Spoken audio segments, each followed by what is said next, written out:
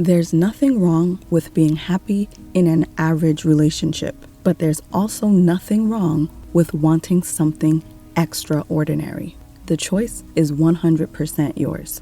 Hi ladies, welcome back to the Feminine Universe.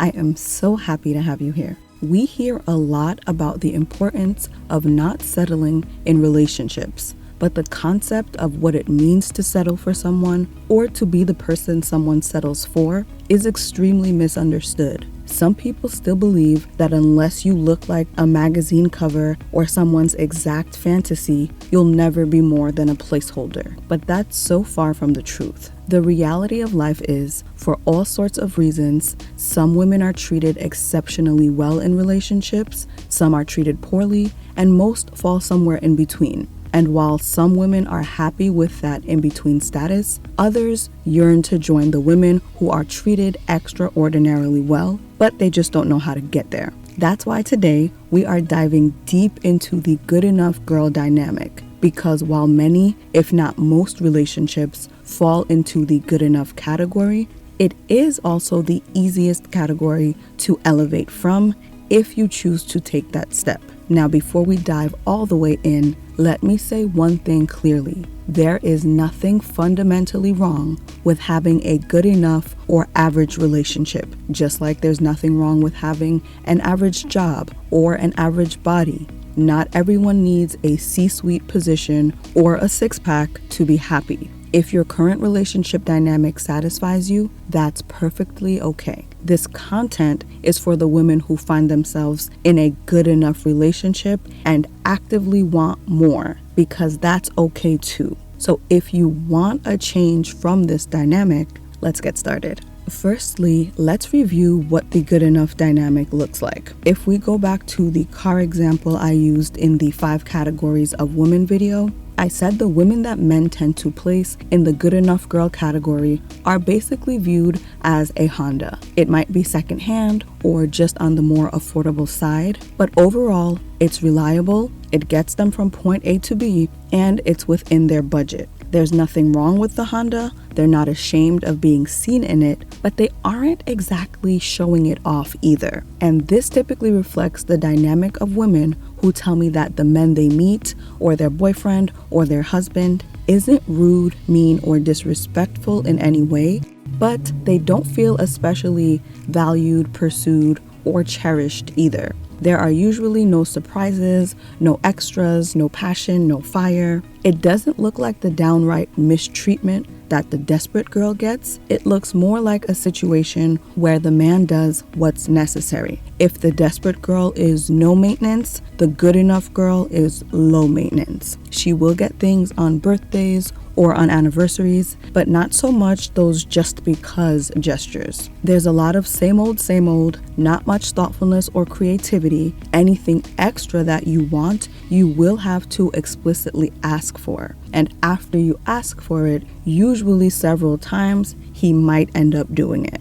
Just before we get to the reasons and solutions for the good enough dynamic, let's clear up one common misconception. Many people believe that if you don't match someone's typical type or their high school sweetheart, it means they're settling for you or you're just a placeholder. But that isn't true. Plenty of people are in happy, thriving relationships with partners who aren't their usual type. As we grow, mature, and go through certain experiences in life, what we're attracted to and what we prioritize may change drastically. For example, you might get over a height preference and prioritize attentiveness or ambition with time. So just because you don't resemble someone's past partners or their celebrity crushes doesn't mean you're automatically a second choice. Of course, if a man's last few partners look like carbon copies of each other, that is a data point worth noting. I'm not saying to be blind or delusional, but just remember, priorities change and looks aren't the only thing that matters. Having a full package of qualities that the person values and the timing of the relationship are what truly matters in the end. What you really want to pay attention to in the good enough dynamic to determine how much potential there is assess whether the person you're dealing with is facing inward or facing outward. Facing outward is always going to feel like you'll do until I can find something better. Facing outward is about being involved with you, doing the bare minimum to get by, but also seeming like they're constantly scanning for something better. And that's when the placeholder conversation can really come into play. Now, when someone is facing inward, they may acknowledge that there are some things that they initially wanted that may be missing, but he also realizes that you're probably compromising a bit for him as well. He's also able to notice other traits that you have that are valuable, and he can appreciate the alternatives you provide.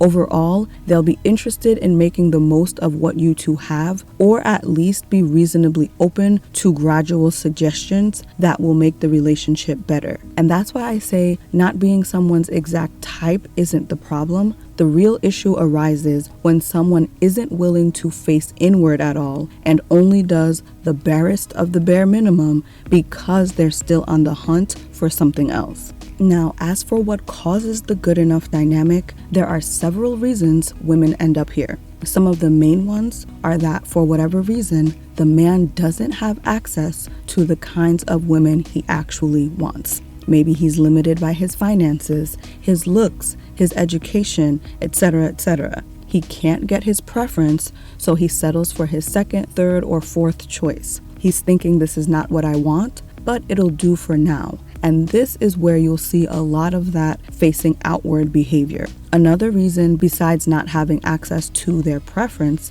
is intentionally targeting low-maintenance women. Some men simply do not want to put much effort into their relationships, similar to how some people want to do as little as possible at work. They will take a job that pays a little less if it means they don't have to work as hard. These men deliberately choose low-maintenance women, even if they could be with someone they're more attracted to or more interested in, simply because they don't want to put in the effort. They'll gravitate towards women who seem accustomed to and accepting of minimal effort, the women who won't demand much. And the moment more effort is requested or required, they will tend to push back or jump ship.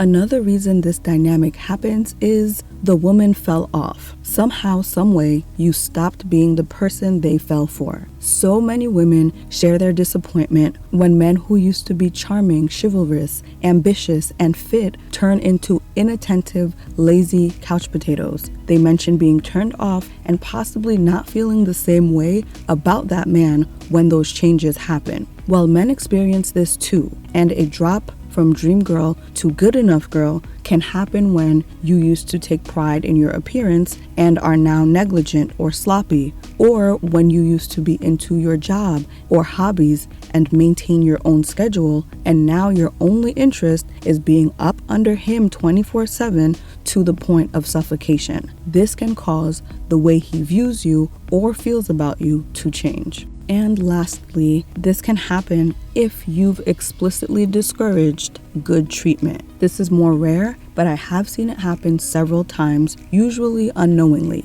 The man does think you're worth the treatment. He starts out buying the flowers or doing some kind gestures, and the woman tells him, this is too much, I don't need all that. He'll go to help her with her coat, and she's like, I got it, you don't have to do that. You may think you're being humble or proving that you're easygoing and that you're not one of those high maintenance girls, but I promise you, what's coming across to them is, I don't like this treatment, I don't want this treatment, it makes me uncomfortable, and ultimately, I don't deserve this treatment. And how many times can you tell someone you don't want or don't deserve something before they start to believe you? And this is why, in previous videos, I've recommended accepting help and gestures even when you don't need them, because if nothing else, it allows the person to get used to doing things for you and lays the groundwork for you to comfortably make requests for things you actually want later on. And that leads us into breaking down the solutions for how to avoid getting into and how to get out of good enough solutions. As with everything, there are always different approaches, but I will share 5 major solutions with you. Solution number 1 is to improve the way you treat yourself. This may sting a little to hear, but please know I say it out of love. Most women who are being treated like they're basic treat themselves like they're basic. Sweetheart, how can you want someone to do the most for you when you're not willing to do the most for yourself? When I coach women on this in person, women who tell me they want more of the extras, they want the princess treatment from future partners or in their current relationship,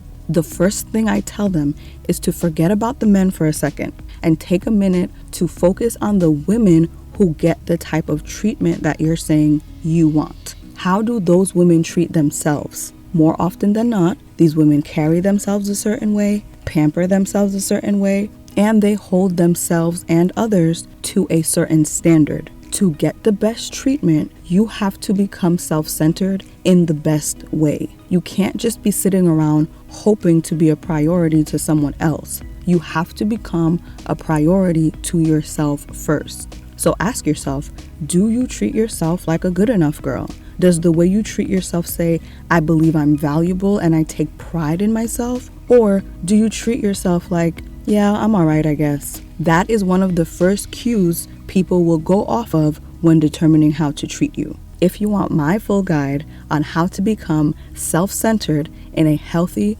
guilt-free way, just write self-centered in the comments and I will have so much fun putting that together for you.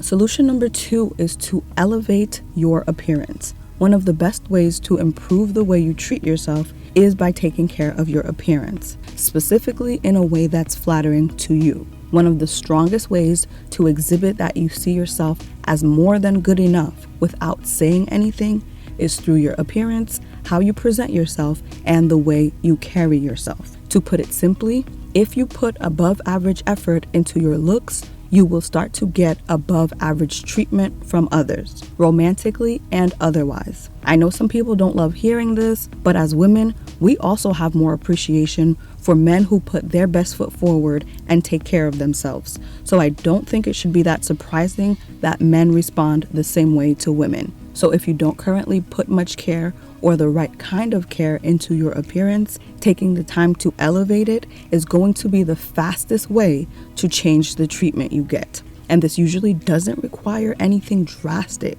For most women, it's just a matter of figuring out what's most flattering on you and then making the effort to maintain that. While dressing better and better grooming will help, this is also about your posture, your ability to make eye contact, mastering that confident walk. It's about elevating everything someone takes in when you're right in front of them, from your looks to your mannerisms to your energy. Solution number 3 is to be at least medium maintenance, or in other words, have some standards and requirements. After we've tackled the first 2 solutions that start with you, it's time to analyze what you accept from other people, the requirements and standards you have for yourself, and the treatment you're willing to accept communicate a lot about what you think you deserve. And it has a huge impact on what others will think you deserve as well. My loves, being low maintenance is not an achievement. Being low maintenance is not a flex. Since being high maintenance can have negative connotations, I comfortably advise to be at least medium maintenance. It's infinitely better for you and your partner. Having standards and requirements actually allows someone to like you more. It's a fact that's been proven over and over again that we are more attached, have more positive feelings about, and place more value on things and people that we invest in. There are several parts to having requirements, but the big 5 to me would probably be: what kind of behavior do you accept or let slide? Can you comfortably accept good treatment? Can you make requests? Can you speak up for yourself? And can you take space and give space? Solution number 4 is to be gradual and be pleasant about your changes. I know I owe you content on how to get your man to show up in a masculine way, but here is a tip that will overlap with that subject, and that is to make changes gradually and pleasantly. A mistake a lot of women make is to try to change everything at once. As we know, humans are generally resistant to change. So in order to get the best results, you don't want to just switch up overnight or have a million new requirements in one day. This is not about being demanding or entitled. It's about blossoming into your best self, allowing them to witness and experience that change and meet you at your new level if they're willing and able to do so. So don't go from 0 to 100. Take an honest look at your current situation, start where you are, and take a step up from there. Like if you guys don't currently have a recurring date night, don't demand to start going out every night. You can say something like, babe, I've been thinking that a monthly date night would be good for us. What do you think about starting that? If you never give him any space, don't disappear for 2 weeks like you're angry and pouting. Choose one day a week to do something with your girls or to encourage him to hang out with his friends, and gradually add some healthy space into your relationship in a positive way. Lastly, solution number 5 is to tap into their deepest needs. What are their secrets, their vulnerabilities, the things they've never shared with anyone, not even their family, their closest friends, or their past partners? What are their deepest desires and fantasies? What are their insecurities and areas where they need the most support and reassurance? As women, I think we overlook the fact that we often have numerous outlets for our vulnerability, whether it's with our mothers, sisters, cousins, or best friends. We have so many places to share, laugh, cry, and obsess over details without judgment. But for many men, these spaces are either very limited or non-existent. Being the person they can confide in, the person who notices their unspoken needs and shows up for them in meaningful ways, is invaluable. Women learning to face inward in their relationships as well, instead of solely waiting to be focused on, is crucial and not used nearly enough. But I've saved this solution for last for a reason, because if used correctly, understanding and responding to their needs can make someone feel so deeply connected to you that they never want to let go. But if you use this incorrectly, it can quickly take you from good enough girl right on down to desperate girl. You see, tapping into their needs only works if you're someone they're genuinely attracted to and someone who has their own life, interests, and is confident, not someone who caters to them out of insecurity. Many women fall into one of two traps. Either they focus entirely on being supportive and meeting his needs, but neglecting their own appearance and interests to the point where they're not someone he admires. Or they'll get so consumed with looking flawless because they think that's all it takes, and they forget to actually learn about and connect with the person in front of them for a bond that goes beneath the surface. Remember, being a dream girl is a formula. It is and always has been a combination of qualities, not just one. So, if you feel like you've been treated like a good enough girl in relationships or life in general, I encourage you to improve the way you treat yourself. Elevate your appearance. Be at least medium maintenance. Have some requirements. Be gradual and pleasant as you make your changes. And be present and attentive enough to see and affirm others. And I promise you will have the most enchanting cocktail for anyone who is open to drinking it. But the most beautiful thing about this specific journey and these specific solutions is the push to learn, grow, and elevate into the best version of yourself, because that version of you will never be attracted to someone who treats you like you're ordinary. If you want an extraordinary relationship, you deserve that, and you can have that. Until next time, ladies, stay feminine, stay focused, and have fun.